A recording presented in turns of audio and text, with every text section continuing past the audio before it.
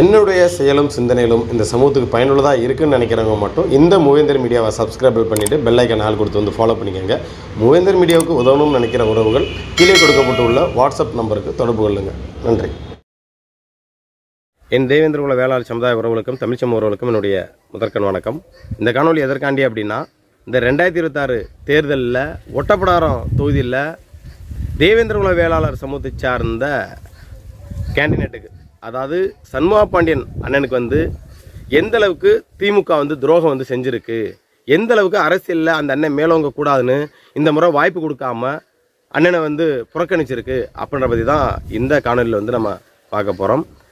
அதாவது 2026 தேர்தல் என்பது தேர்தல் களம் சூடுபிடிச்சு அனல் பறந்து பிரச்சாரங்கள் என ஒரு கட்சி இப்போ குறை சொல்கிறதும், ஒவ்வொரு பக்கட்டும் நான் வெற்றி பெற்றால் நான் இந்த விஷயத்தை செய்வேன் அப்படின்னு தொடர்ந்து வாக்கள் சேரிச்சிட்ருக்காங்க. அப்படி இருக்கக்கூடிய இந்த நேரத்தில் ஒவ்வொரு தொகுதியிலையும் அந்தந்த வெற்றி வேட்பாளராக யார் நிற்பா, எப்படி நம்ம ஆட்சியை பிடிக்கிறது அப்படின்னு தான் ஒவ்வொரு வேட்பாளரும் நிப்பாட்டிகிட்டு இருக்காங்க. அப்படித்தான் தொடர்ந்து 2 முறை, அதாவது ஒட்டப்பிடாரம் தொகுதியில் தொடர்ந்து 2 முறை வெற்றி பெற்றவர் தான் அண்ணன் சண்முகா பாண்டியன்.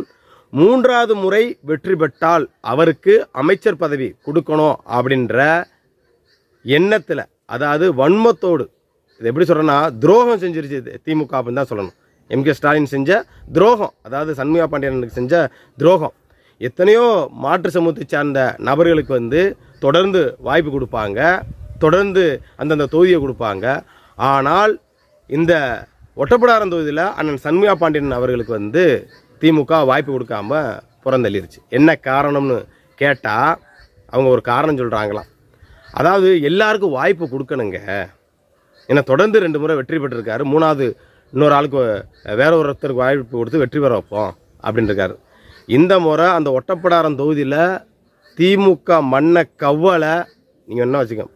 நாங்கள் கேள்விப்பட்ட அந்த இதில் நிறையா விஷயங்கள் ஒட்டப்பிடாரம் தொகுதியில் அவர் சண்முகா பாண்டியன் செஞ்சுருக்காரு அப்படின்ற மாதிரி கேள்விப்பட்டிருக்கோம். அதை விட அவருடைய சகோதரன் அண்ணன் ஐராம்பட்டி முருகேசன் அந்த அளவுக்கு நம்ம மக்களுக்கு நிறையா உதவிகளாக இருக்கட்டும், கோயில் கொடையிலேருந்து சரி, ஏழைபாளையர்களுக்கு உதவுறதாக இருக்கட்டும், அவ்வளோ விஷயங்கள் பண்ணக்கூடிய ஒரு மனிதர்.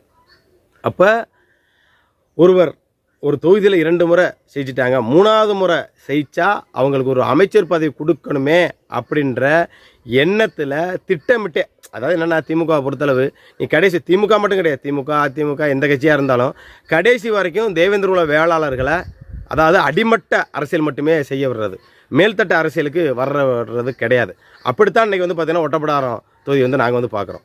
ஏன் 2 முறை வெற்றி பெற்றிருக்காரு, இந்த 3வது முறை இந்த முறையும் வாய்ப்பை கொடுக்க வேண்டியதானே? ஏன் அவர் வெற்றி பெற மாட்டாரா? ஏன் வெற்றி பெற்றுட்டா அவருக்கு ஒரு அமைச்சர் பதவியை கொடுத்துடணும், இன்னும் அவங்க மேலே போயிடக்கூடாது அப்படின்ற அந்த வக்கர புத்தி வக்கர எண்ணத்தில் தானே எம்கே ஸ்டாலின் அண்ணன் சண்முகா பாண்டியனுக்கு சீட்டு கொடுக்கல. அப்போ வேற ஒரு ஆளுக்கு வாய்ப்பு கொடுத்துருக்கீங்க. நாங்கள் ஒரு சில ஆர்கிட்ட விசாரித்து பார்த்தோம், அண்ணன் ரொம்ப மன வருத்தத்தில் இருக்கிறதாக கேள்விப்பட்டோம். இதோட நம்மோட தொடர்பு கொண்டு கேட்டேன், நான் ஐராம்பட்டி முருகேசன் என்னென்ன இந்த மாதிரி அண்ணனுக்கு வாய்ப்பு கொடுக்கலையாமலையா அப்படின்னாங்க. ஆமாம் தம்பி, என்னன்னு தெரில தம்பி, கொஞ்சம் மன உளைச்சல் இருக்காரு அப்படின்ற மாதிரி அண்ணன் சொன்னாங்க. என்ன காரணம் அப்படின்னு கேட்டேன். என்னன்னு தெரில, எல்லாருக்கும் வாய்ப்பு கொடுக்கணும் அப்படின்ற காரணத்தை தலைமை களத்தில் சொல்கிறாங்களாம், அதனால் தம்பி கொஞ்சம் மன உளைச்சலாக இருக்காங்க அப்படின்ற மாதிரி அண்ணன் சொன்னாங்க.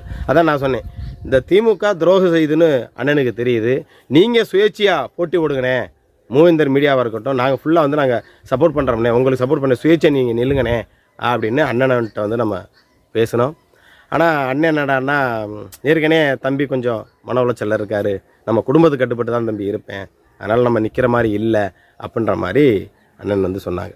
உண்மையிலே அந்த பகுதியிலலாம் நம்ம கேள்விப்பட்டிருக்கோம், அண்ணன் இடையில தான் நம்ம பார்த்துருக்குறோம். அந்த பகுதிகளில் எல்லாருக்குமே நல்லதெல்லாம் செஞ்சுருக்காங்க. இதை விட ஒரு குடும்பம் என்னென்னா, யாரெல்லாம் ஐராம்பட்டி முருகேசன்ட்ட வாங்கி தின்னாளுகளோ எலெக்ஷன் வர்றப்பெல்லாம் 50 லட்சம் 30 லட்சம் என்ன 60 லட்சம் 20 லட்சம் வாங்கி தின்னாங்களோ அந்த கட்சியை சார்ந்தவங்க தான் பொதுத்தலங்களில் ஐராம்பட்டி முருகேசன் தரக்குறைவாக எழுதுறானுங்களாம். அவர்கிட்டயே வாங்கி திங்கிறாங்களா, ஆனால் அவரையே எழுதுறாங்களாம். அதெல்லாம் கேள்விப்பட்டோம். இங்கே பாரு தம்பி, இவங்கெல்லாம் போன தேர்தலுக்கு அண்ணனை பார்த்துட்டு போனாங்க, இவ்வளோ செஞ்சார் அவர் அண்ணன், ஆனால் பாரு அந்த நன்றி விசாரிச்சு இல்லாமல் அவரை பற்றியே தப்பு தப்பாக எழுதுறாங்க பாருங்கள் அப்படின்னு ஒரு சில பேர்லாம் தகவல் கொடுத்தாங்க.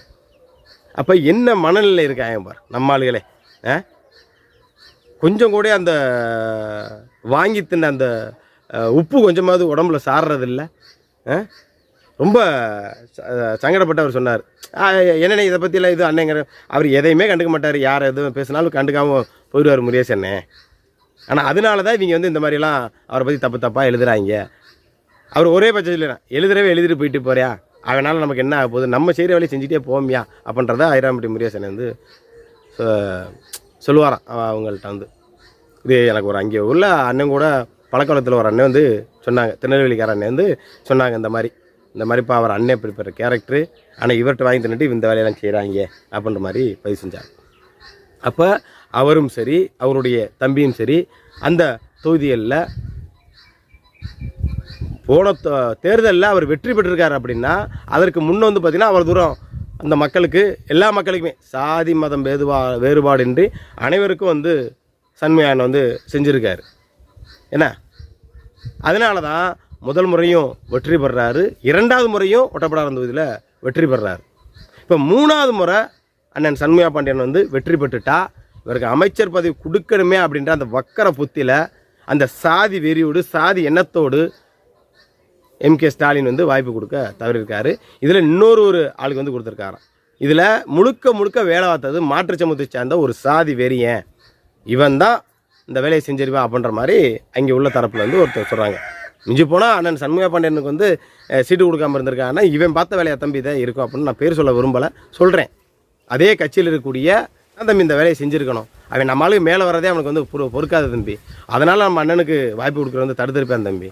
கண்டிப்பாக இந்த முறை வந்திருந்தார் அப்படின்னா அவர் வந்து கண்டிப்பாக ஒரு அமைச்சர் பதவி கொடுக்கணுமே அப்படின்ற அந்த எண்ணத்தில் என்ன நினச்சானோ தரல, திடீர்னு எம்கே ஸ்டாலின் இப்படி சொல்லி கடைசியில் அவருக்கு சீட்டு கொடுக்காத அளவுக்கு இப்படி பண்ணிவிட்டேன் தம்பி அப்படின்னு திருநெல்வேலி சார்ந்த ஒரு அண்ணன் வந்து நம்ம தகவல் வந்து சொல்கிறார். வாய்ப்பு இருந்தால் அதை பற்றி பேச முடியுமா அப்படின்னு வந்து கேட்டார். அப்போ எந்த அளவுக்கு இல்லை ஸ்டாலினுக்கு வந்து கொஞ்சமாதும் வேணாமா? ஒரு தொகுதியில் தொடர்ந்து மக்களோட ஆதரவில் தொடர்ந்து 2 முறை வெற்றி பெறாங்க. அப்போ அவங்களுக்கு வாய்ப்பு கொடுக்குறது சரியாக இருக்கும். அங்கே உள்ள என் மக்களாக இருக்கட்டும் மற்ற சமூகமாக இருக்கட்டும் எல்லாத்துமே நல்லா செஞ்சுருக்கார் சண்முகா பாண்டியனை வந்து. அப்போ அப்பேற்பட்ட நபருக்கு வாய்ப்பு கொடுக்காம ஒரு சாதி வெறியை சொல்கிறாங்கிறதுக்காண்டி அவனுக்காண்டி எம்கே ஸ்டாலின் வந்து சண்முகா பாண்டியனை வந்து புறக்கணித்தது இது வன்மையாக கண்டித்தக்கது. ஒட்டப்பிடாரம் தொகுதியில் திமுக மண்ணை கவ்வுது, சரிங்களா? ஒட்டப்பிடாரம் தொகுதியில் தேவேந்திர வேளா சமூகம் யாருமே தயவு செஞ்சு திமுகவுக்கு மட்டும் ஓட்டு போட்டுறாதீங்க. ஏன்னா ஒரு மனுஷன் நல்லது செய்யக்கூடிய மனுஷனையே இப்படி புறந்தள்ளுறாங்க அப்படின்னா அது எப்படி எடுத்துக்கிறேன்னு தெரில. ஸோ இதுதான் திமுக சமூக நீதி, அதாவது உங்கள் கட்சி சொல்லுவாங்க சமூக நீதி கட்சி அப்படின்னு சொல்லுவாங்க. இது சமூக நீதி கட்சி கிடையாது, சாதி ரீதியான கட்சியாக தான் பார்க்க முடியும். அதில் இருக்கக்கூடிய 50 பேர் சாதி வெறியனாக தான் இருக்கிறான். தேவேந்திர வேளாளர் ஒருத்தர் முன்னேறக்கூடாதுன்றல தெளிவாக இருக்கிறான். சிந்திக்கணும், செயல்படணும். நம்ம தொகுதியில் யார் வந்து நமக்கு வெற்றி பெற்றால் செய்வார்களோ அவர்களுக்கு வந்து வாய்ப்பு வந்து கொடுங்க.